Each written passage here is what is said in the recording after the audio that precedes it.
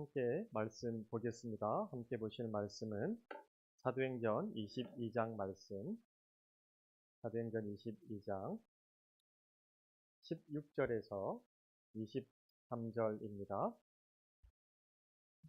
사도행전 22장 16절에서 23절 말씀.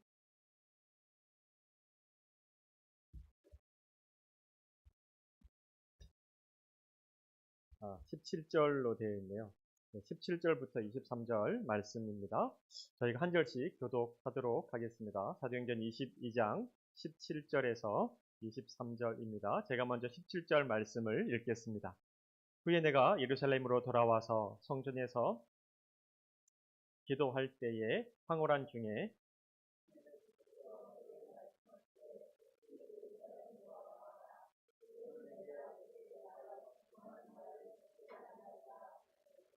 내가 말하기를 주님 내가 주를 믿는 사람들을 가두고 또 각 회당에서 때리고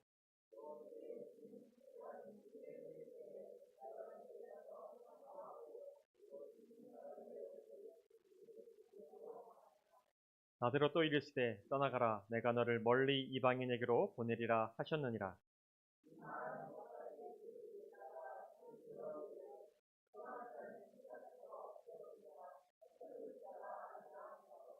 떠들며 옷을 벗어 던지고 티끌을 공중에 날리니.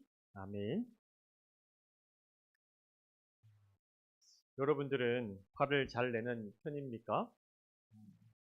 정신과 이 조사에 의하면 사람들이 화를 내는 이유가 여러 가지가 있다고 해요. 그러나 이 화를 내는 이유 중에 가장 큰 이유는 자기 중심성이라고 얘기를 합니다.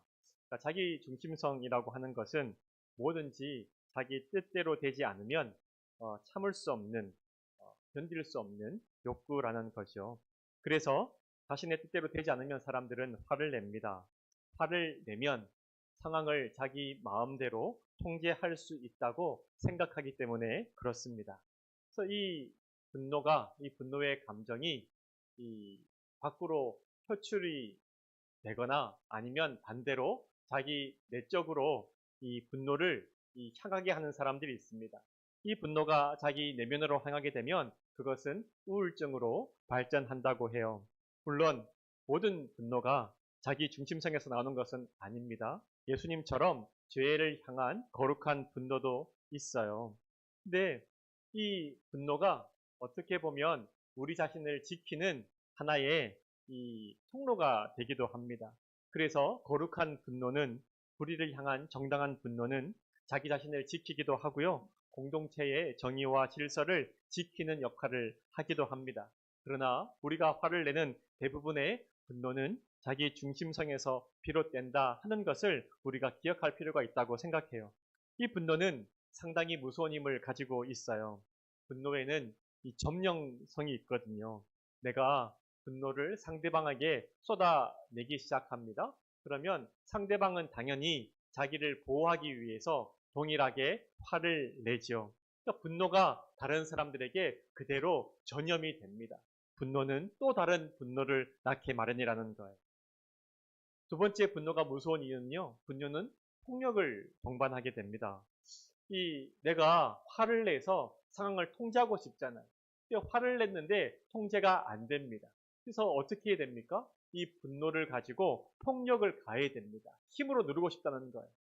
분노를 하면 언어적인 폭력을 행사하게 돼요. 화를 내면서 좋은 말로 화를 내는 사람이 있습니까? 언어적인 폭력이 동반이 됩니다.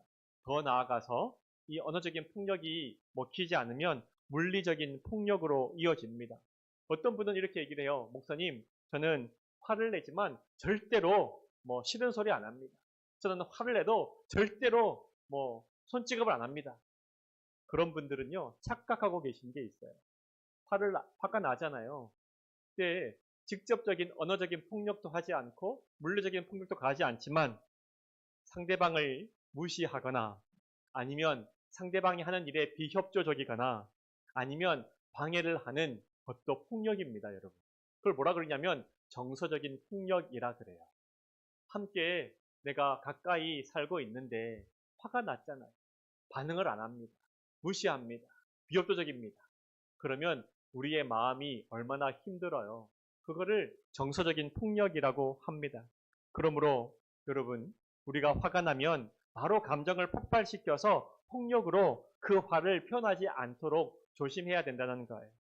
네, 이 화의 원인, 분노의 원인이 무엇인지 살펴보고 정당한지 살펴보고 그래서 이 감정에 대해서 솔직하게 얘기하고 나누고 또 내 이 화를 풀 수 있는 방법을 찾는 것 굉장히 중요합니다.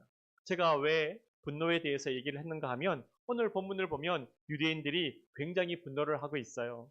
본문을 보니까 유대인들이 바울을 향해서 이놈 죽이자라고 무섭게 화를 내기 시작합니다. 유대인들은 바울의 간증을 듣고 있었어요. 그러다가 갑자기 화를 내는 거예요. 그러면 바울의 간증 중에 어느 부분이 유대인들을 화나게 했을까요? 그러니까 간증을 끝까지 듣지를 못하는 거예요. 듣다가 갑자기 중간에 화를 냅니다. 근데 어떤 부분이 딱 유대인들의 이 감정을 건드렸다는 거 아니겠어요? 21절과 22절 함께 보실까요? 21절과 22절 함께 읽겠습니다. 시작. 나더러 또 이르시되 떠나가라 내가 너를 멀리 이방인에게로 보내리라 하셨느니라. 이 말하는 것까지 그들이 듣다가 소리질러 이르되 이러한 자는 세상에서 없애버리자 살려둘 자가 아니라 하여. 아멘. 하나님께서 바울을 이방인에게 보냈다라고 얘기를 하자 이 말을 듣자마자 유대인들이 무섭게 화를 내요. 왜 그럴까요? 유대인들은요, 정확하게 얘기하면 이방인들을 자기 자신과 같은 사람으로 보지를 않습니다.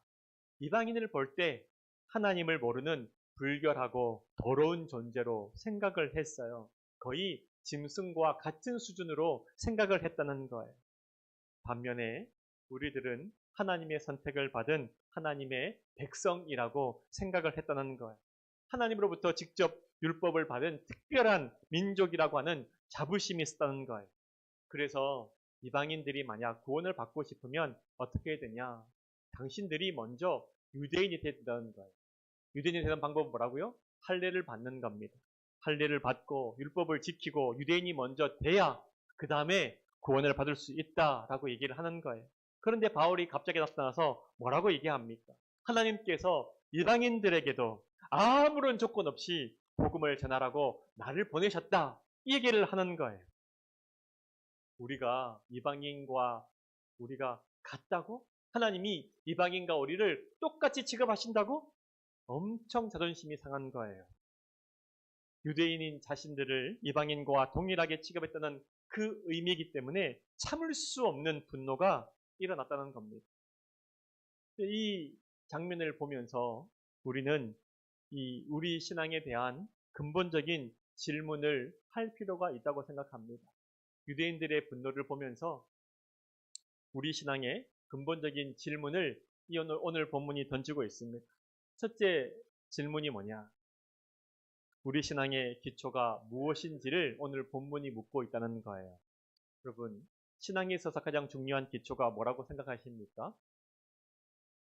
신앙에 있어서 중요한 기초가 뭐냐면 하나님의 주권을 인정하는 거예요. 근데 이 부분에서 많은 성도들이 틀리고 있습니다. 이 신앙의 기초를 자기 중심성으로 놓고요. 내가 기준이 되어서 얼마나 신앙생활을 열심히 하나, 얼마나 교회 생활을 열심히 하나, 얼마나 내 앞에 있는 일들을 많이 하나 이런 것들로 놔둘 때가 많이 있어요. 그러나 신앙생활의 기초는 뭐냐? 하나님의 주권을 내가 인정하고 있냐는 거예요. 자신이 여전히 내 삶의 주인이고 하나님은 그저 나를 돕는 존재로 이해하고 있는 성도들이 굉장히 많이 있습니다.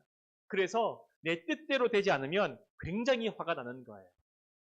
마치 유대인들이 화를 내는 것과 같아요. 나는 특별한 존재라고 생각해요. 나는 하나님을 믿고 예수님이 나를 보호하고 내가 원하는 것, 내가 생각하는 것, 내가 기도하는 것, 내 뜻대로 하나님께서 다 길을 열어주셔야 된다고 생각을 하는 거예요. 결코 다른 사람들과 동일하게 취급을 받으면 안 돼요. 이게 하나님의 주권을 인정하지 않는 모습이라는 거예요. 그런데 바울이 뭐라고 얘기합니까? 당신들과 이방인들은 같습니다. 똑같은 하나님의 이 구원받을 사람들입니다. 나는 이방인들을 위해서 하나님께서 나를 보내셨습니다. 이 얘기를 하니까요, 너무 화가 나는 거예요. 이것이 하나님의 뜻이라고 바울이 얘기를 해도, 하나님이 나를 직접 찾아오셔서 말씀하셨다고 얘기를 해도 유대인들이 인정할 수가 없는 거예요. 하나님이 그러셨다고? 하나님의 뜻이라고? 절대 그럴 수 없어. 그래서 하나님의 뜻이라고 주장하는 바울을 죽여버리려고 하는 거예요. 이게 신앙의 근본적인 싸움입니다. 하나님의 뜻에 순종할 것인가, 아니면 내 뜻을 주장할 것인가에 대한 결정이 우리 신앙의 굉장히 중요한 출발점이라는 거예요. 여러분, 우리가 신앙생활을 할 때 이 부분에서 늘 많이 걸려요. 하나님의 뜻에 내가 순종할 것인가, 내 뜻을 끝까지 고집할 것인가. 내 뜻을 고집하니까 이 분노가 계속해서 찾아오는 거예요. 왜 내 뜻대로 되지 않아? 왜 기도한 대로 되지 않아? 왜 내 마음먹은 대로 되지 않아? 이런 마음들이 늘 우리 안에 있다는 거예요. 여러분, 우리가 신앙생활을 할 때 하나님의 주권을 인정한다는 것은 하나님의 선하심을 신뢰해야 된다는 거예요. 비록 내 계획과 내 생각대로 되지 않아도 하나님은 선하시니까. 하나님은 선하시니까. 나에게 선한 것을 허락하실 것이다 라고 하는 마음을 가지는 것 굉장히 중요합니다. 나보다 하나님이 더 지혜롭다 하는 것을 인정해야 돼요. 그래서 하나님께서 나에게 허락하신 것, 그 어떤 것이라고 할지라도, 내 기대와 다르다고 할지라도, 내 생각과 다르다고 할지라도 내가 하나님의 이 지혜로움을 인정하고 순종할 수 있다는 거예요. 나보다 주님께서 나를 더 사랑하심을 믿어야 된다는 거예요. 그때 내 뜻과 다른 상황이 펼쳐져도 분노하지 않고 하나님의 뜻을 기다리고 인내할 수 있다는 겁니다. 여러분, 우리 삶에 어려움이 있을 수 있죠. 실패를 경험할 수도 있습니다. 그때 내 뜻대로 되지 않고 내가 상황을 통제할 수 없는 것에 대해서 분노로 자폭하지 말아야 돼요. 이 분노로 내가 사로잡혀 있으면 가까운 사람에게 내 화를 쏟아내고 하나님에 대해서 분노하게 되기 때문입니다. 이 요셉 이야기를 여러분 잘 아실 줄 알아요. 이 요셉 이야기를 주제로 이 내 길을 잘 아시죠? 라고 하는 찬양이 있는데요. 여러분, 요셉의 인생을 보면서 하나님의 주권을 인정하는 것이 뭔가 하는 것을 우리가 배우게 됩니다.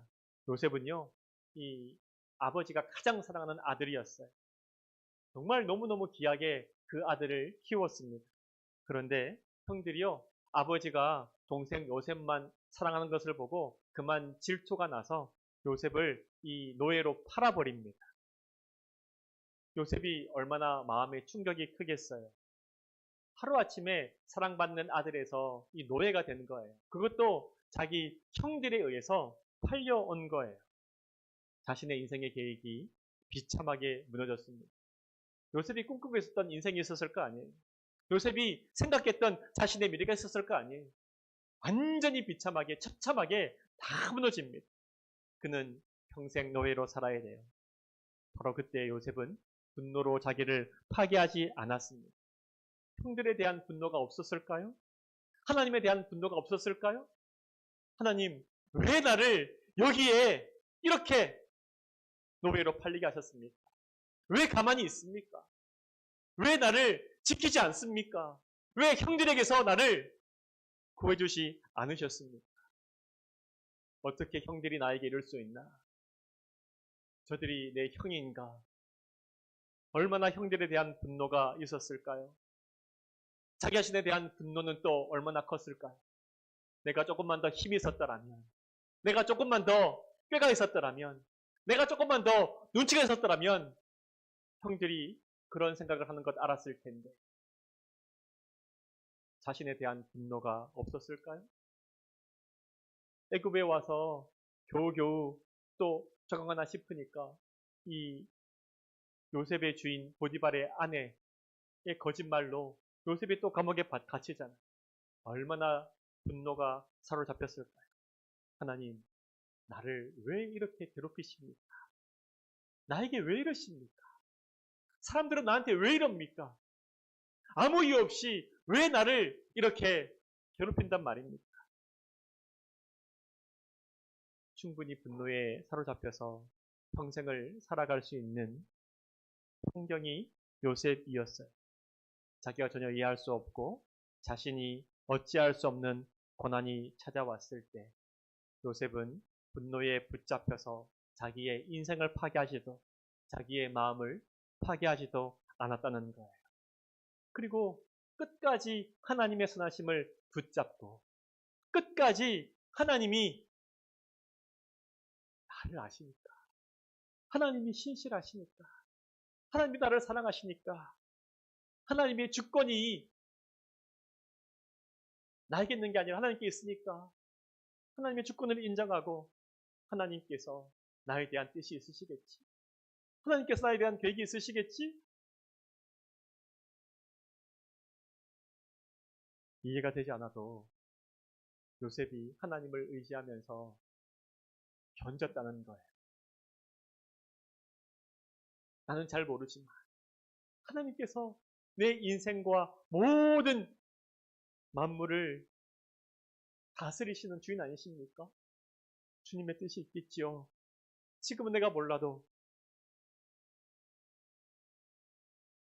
그때 요셉이 이렇게 노래를 해요. 주님, 내가 길을 안다고 그렇게 생각을 했어요. 내가 내 인생에 답이 있다고 생각을 했어요. 그래서 내가 가는 길이 확실한 길인 줄 알았는데 그 길을 따라오다 보니까 여기까지 왔습니다. 주님, 그때 나는 주님께 날 어떻게 구해줄 것인지 소리쳤습니다. 그러나 내 계획과 내 뜻을 완전히 포기하게 된 지금 이제 깨닫습니다. 주는 다 아시죠? 나의 길을. 주님, 내 삶을 다 맡깁니다. 주님께서 나보다 더 잘 아시니까요. 여러분, 이것이 우리 신앙의 첫 번째 질문이라는 거예요. 주님의 주권을 인정하는 훈련을 여러분 하시기를 바랍니다. 그러므로 어려움에 사로잡힐 때 분노에 붙들리지 말고 기도하고 인내하시기를 원해요. 주님께 모든 걸 맡긴다고 요셉처럼 고백하시기를 원해요. 주님, 내가 이해가 안 됩니다. 내가 납득이 안 됩니다. 내 마음은 계속해서 분노로 가득 찹니다. 비워내도 또 화가 치밀어 오릅니다. 그러나 주님, 내가 끝까지 포기하지 않는 것, 내 삶을 주님께 맡기겠습니다. 분노가 오를 때마다 내가 고백합니다. 주님, 나를 아시죠? 주님, 주님이 내 길을 더 잘 아시죠? 그러니까 내가 주님께 내 삶을 맡깁니다. 분노로 내가 나를 파괴하지 않고 내가 주님께 맡깁니다. 주님이 나를 아시니까. 혹 내가 잘못 선택해도 주님은 내 잘못까지도 사용하셔서 나에게 은혜 베푸시는 분이심을 믿으시기를 바라요. 여러분, 하나님의 주권과 관련해서 교회 안에서도 화가 날 일이 많아요. 주님의 주권을 인정하지 않기 때문에 대부분 교회에서도 화가 납니다. 우리가 교회 안에서 심각한 죄의 문제가 아닌 것으로 화를 낼 때가 있잖아요. 화가 날 때가 있잖아요. 저도 화가 날 때가 많이 있어요. 여러분이라고 없으시겠어요? 많으시겠죠? 내가 생각한 방식대로 교회 일이 진행되지 않을 때 화가 납니다. 하나님이 교회의 주인이시고 교회를 다스리고 계심을 인정하지 못한다는 거예요. 왜 이렇게 되나? 하나님이 우리의 교회의 주인이라고 우리가 늘 고백하고 기도하면서도 내 방식대로, 내 뜻대로, 내 생각대로 교회가 되지 않으면 막 분노가 차오른다는 거예요. 왜 이렇게 했나? 누가 이렇게 했나? 교회 일을 결정할 때 내 의견을 따라주지 않는 교인들이 너무 답답해 보이는 거예요. 저 바보 같은 교인들, 저 바보 같은 사람들, 뭘 알고 저러나? 분노가 치밀어 오른다는 거예요. 앞에서 일하시는 직분자들이 나보다 훨씬 못하게 생각할 때도 있다는 거예요. 저렇게밖에 못하나? 어떻게 일을 저렇게 처리하나? 너무 분노가 철원나는 거예요. 서로가 서로를 보면서도 하나님께서 자신의 자녀를 부르신 형제 자매를 존중하는 마음이 없어요. 하나님의 주권을 인정하지 않는 거죠. 그리고 어떤 마음이 생기는 줄 아세요? 내 마음에 들지 않는 사람들을 보면 하나님, 어떻게 저런 사람도 교회를 다닙니까? 목사님, 저런 사람도 우리 교회에 나올 수 있습니까? 이런 말을 하고 있다고요, 감히. 내 마음속에. 어떻게 저런 사람도 집사라고 할 수 있습니까? 이런 생각을 하고 있다고요. 어떻게 저런 사람이 교회에서 한 게 뭐가 있다고, 늘 힘들다고 하고, 늘 어렵다고 하고, 늘 도와달라고 하고, 왜 저럽니까, 저 사람은?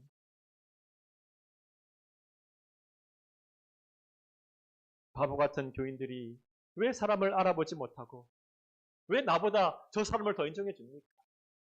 왜 나보다 저 사람을 더 좋아합니까? 저 사람이 누군지 교인들이 몰라요, 목사님.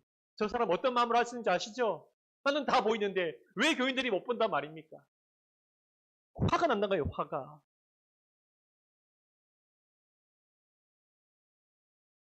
왜 그런 줄 아세요? 하나님의 주권이 인정이 안 되기 때문에 그래요. 하나님이 저 사람을 하나님의 자녀로 이 교회에 불렀다는 것이 인정이 안 되는 거예요. 유대인들처럼 내가 저 사람과 동급이 돼야 되나? 내가 저런 사람과 같이 이 교회에 다녀야 되나? 인정이 안 된다는 거. 하나님께서 우리 중에 집사를 세우고 장로를 세우고 권사를 세우신 거에 대한 이 주권이 인정이 안 된다는 거예요. 사람이 뽑은 것처럼, 목사가 뽑은 것처럼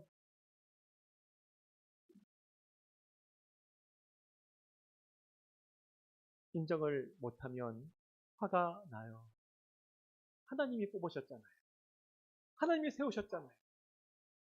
내가 이해가 안 돼도 내 마음이 안 차도 하나님의 뜻이 있으시겠죠. 하나님이 아시니까. 이 마음이 없는 거예요. 이렇게 기도하고 싶은 마음이 없는 거예요. 나와 내 옆에 사람들을 부르신 하나님의 주권을 인정하지 못하면 우리는 서로 결코 존중할 수 없습니다. 이게 얼마나 무서운 죄인지 아세요? 시험인 줄 아세요? 우리도 모르게 이 유대인들처럼 화를 내는 거예요. 화를 내는 거예요. 이 질문에 우리는 답할 수 있어야 됩니다. 주님, 나보다 나를 아시는 주님. 이 교회의 주권을 가지고 계신 주님. 주님께서 하시는 일에 내가 순종하게 해주시기를 원합니다. 기도하게 해주시기를 원합니다. 주님의 뜻을 깨닫게 해주시기를 원합니다. 그런 은혜가 있기를 원합니다. 둘째, 유대인의 화를 보면서 우리가 기억해야 될 것이 뭐냐? 내가 나를 높이고 있는지, 하나님을 높이고 있는지를 물어야 한다는 거예요. 여러분, 자기 중심적인 신앙의 특징은 자기를 높이는 겁니다. 자신의 자존심의 조금이라도 건드려지면 화를 내요. 자신의 이익에 조금이라도 손해가 가면 화를 낸다는 거예요. 다른 말로 하면 이 기득권이 줄어드는 것, 자신의 영향력이 줄어드는 것, 이런 것에 대해서 굉장히 민감하게 반응하고 화를 냅니다. 그래서 자기 중심적인 신앙은 다른 사람이 더 인정받고, 다른 사람이 더 칭찬받고, 다른 사람이 더 잘 되는 것에 대해서 함께 기뻐할 수가 없습니다. 자기도 모르게 마음에 시기가 일어나고요, 질투가 일어나고요, 결국 분노가 폭발하게 되어 있다는 거예요. 이것이 화를 내는 근본적인 원인이라는 거예요. 이것이 우리가 해야 되는 두 번째 신앙의 싸움이라는 거예요. 자기 중심적인 신앙은 다른 사람들이 잘 되면 시기가 나요. 자신의 기득권을 포기하지를 못하는 거예요. 내가 주목받고 높아지지 않으면 견딜 수 없한다는 거예요. 많은 분들이 교회에서 헌신하면서도 화가 나는 이유가 뭡니까? 내가 주님께 쓰임받았다는 것으로 만족이 안 됩니다. 사람들이 인정을 안 해주면 만족이 안 돼요. 주님께서 나를 쓰셨다. 이것으로 충분한데 그 외에 사람들의 인정과 칭찬이 없으면 헌신을 하고 나서 화가 난다는 거예요. 내가 주님께 인정받아서 이 교회에, 거룩한 교회에 쓰임받았다. 이것으로 만족을 못하고요. 사람들의 인정을 구한다는 거예요. 주님이 아닌 사람에게서 기쁨을 구할 때 우리는 화가 납니다. 그래서 여러분, 죄는 가장 신앙적인 모습으로 올 수 있다는 사실 여러분 아세요? 가장 거룩한 일을 하면서, 선한 일을 하면서, 교회 일을 하면서 죄가 우리 안에 들어오게 되어 있어요. 자기중심적인 신앙이 그 특징을 보여주고 있어요. 우리는 가장 거룩한 기도를 하면서도 하나님 앞에 사는 것이 아니라 사람에게 보이기 위한 기도를 할 때가 많다는 거예요. 사람들에게 내가 영적이고 거룩한 사람이라는 것을 보여서 다른 사람들을 자기 아래에 두고 싶은 마음 때문에, 다른 사람을 영적으로 통제하고 싶은 마음 때문에 기도를 길게 하고 장황하게 하고 오래 하고 열심으로 하고 금식해서 하고, 사람들은 모르지만 하나님은 아신다는 거예요. 가장 거룩한 일을 하면서도 우리의 자기 중심성이 드러날 때가 있다는 거예요. 그 어떤 것이든 가능합니다. 봉사를 하면서도 자기 중심적인 신앙을 할 수 있습니다. 우리가 그 어떤 것이든 내가 죽어지지 않으면, 하나님 앞에서 내가 낮아지지 않으면 그것은 아무런 의미가 없는 활동일 가능성이 많다는 겁니다. 그래서 자기 중심적인 신앙은 너무 교묘하고 무섭고 분별하기가 쉽지 않습니다. 그러므로 여러분, 자기 중심적인 신앙인지 아닌지 점검하는 방법이 있습니다. 첫 번째, 내가 섬김으로써 사람들이 기뻐하고 주님 안에서 은혜를 누리는 것에 만족하고 있습니까? 여기에 여러분 만족하고 불만이 없다면 여러분 바르게 신앙생활 하는 거예요. 내가 섬겼는데 왠지 모르게 불만이 있고 화가 난다면 자기 중심성에서 시작한 봉사라는 겁니다. 둘째, 주님께 내가 쓰임받았다는 것으로 만족하고 있습니까? 그렇지 않고 사람들의 인정이 없으면 화가 난다면 그거 자기 중심적인 신앙입니다. 세 번째, 사람들에게 인정받고 높임받지 못했다고 생각하면 나도 모르게 화가 나십니까? 이런 자기 중심적인 신앙을 가지고 헌신을 하면, 헌신은 했지만 결국 주님을 위해서 아무것도 포기한 것이 없다고 주님께서 말씀하신다는 거예요. 얼마나 슬픈 일입니까? 내가 사람들에게 인정받고 높임받으려는 욕망과 싸워야 돼요. 나는 작아지고 주님이 커져야 됩니다. 그래야 우리의 섬김을 통해서 내가 보이는 게 아니라, 사람이 보이는 게 아니라 예수님이 보이게 돼요. 그러기에 누가 나 때문에 실족하지 않을까 조심스러운 마음으로 서로가 서로에게 무례하게 하지 않을 수 있다는 거예요. 내 중심이 아니니까. 예수님이 중심이니까. 혹 나 때문에 다른 사람이 실족할까? 조심하게 된다는 거예요. 세 번째, 유대인들의 화를 보면서 내가 하나님의 말씀을 무시하고 있는지 그렇지 않는지 물어봐야 된다는 겁니다. 바울의 말을 듣고 유대인들이 분노합니다. 바울의 말이지만 결국 하나님의 말 아닙니까? 자신들의 생각과 다르니까 하나님의 말씀이라고 할지라도 거부할 뿐만이 아니라 분노하고 있다는 거예요. 내가 하나님의 뜻에 순종하는 것이 아니라 하나님이 내 말을 들어야 됩니다. 그래야 내 마음이 풀린다는 거예요. 하나님이라고 할지라도 내가 정한 규칙을 따라야 된다는 거예요. 그러므로 제일 중요한 것은 우리가 하나님의 말씀이 들리냐 들리지 않느냐라는 겁니다. 내가 자기 중심적인 신앙을 가지고 있다면, 하나님의 주권을 인정하고 있지 않다면 내 생각과 다르면 말씀이 안 들리기 시작합니다. 여러분, 설교 시간에 말씀이 들리고 있습니까? 만약에 안 들린다면, 이게 무슨 말인지 잘 모른다면 저를 보면서 오늘도 저 손 목사는 왜 이렇게 소리를 지르나, 혼자 흥분하나 이런 생각이 들고 있다면 여러분, 기도하셔야 돼요. 말씀이 들리도록 기도하셔야 돼요. 말씀이 들려야 반응할 수 있는 거 아니겠어요? 여러분, 말씀을 읽고 있습니까?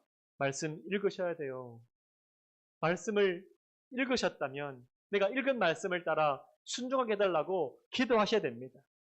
내가 불리하더라도 순종할 때 성령의 능력이 임하게 됩니다. 우리가 자기중심적인 신앙을 넘어서야 분노에 붙잡히지 않을 수 있어요. 주님의 주권을 인정해야 그때 비로소 내가 죽고 주님이 내 안에 사시게 됩니다. 주님께서 내 삶을 인도하시는 것이 가장 안전한 것 아니겠어요? 그러니까 내가 주권을 주님께 다 맡겨드리고 순종하고 주님께서 나를 인도해 주십시오. 이것이 우리가 가져야 되는 중요한 신앙의 기초라는 거예요. 이것이 가장 복된 길이라는 거예요. 생명을 살리고 하나님의 거룩한 뜻이 내 인생을 통해서 펼쳐지도록 여러분의 삶을 주님께 맡겨드리시기를 바랍니다. 내 길을 잘 하시는 주님께 내 삶을 맡기는 우리가 되기를 바랍니다. 내가 혹 화가 나거든, 분노하거든 멈춰서시고 주님께 물어보십시오. 주님, 왜 내가 화가 납니까? 왜 내가 화가 납니까? 내 뜻대로 안 되는 것 때문에 내가 화가 납니까? 주님, 내 뜻대로 하지 마시고 주의 뜻대로 이루어지기를 원합니다. 그것이 내게 가장 큰 복입니다. 고백하는 저와 여러분이 다 되어지시기를 바랍니다. 기도하겠습니다. 주님, 우리는 종종 분노에 사로잡힐 때가 많이 있습니다. 왜냐하면 우리는 철저하게 자기 중심적인 사람이기 때문입니다. 내 뜻대로 되지 않을 때 주님의 인도하심을 신뢰하며 분노가 아니라 기도하게 해주시기를 원합니다. 내가 상황을 통제할 수 없을 때 내가 하나님이 아님을 기억하게 하시고 모든 것을 다스리시는 주님의 주권에 무릎 꿇게 해주시기를 원합니다. 내가 이해할 수 없는 어려움을 만날 때 내 길을 더 잘하시는 주님께 내 삶을 맡기는 믿음 주시기를 원합니다. 내가 인정받고 높아지지 않는 것에 분노하지 않게 하시고 주님만 내 삶을 통해 높아지기를 소원하게 해주시기 원합니다. 나는 죽고 능력의 주님이 내 안에 사시기를 원합니다. 나는 죽고 생명의 주님이 내 안에 사시기를 원합니다. 나는 죽고 은혜와 영광의 주님이 내 안에 사시기를 원합니다. 예수님의 이름으로 기도합니다. 아멘.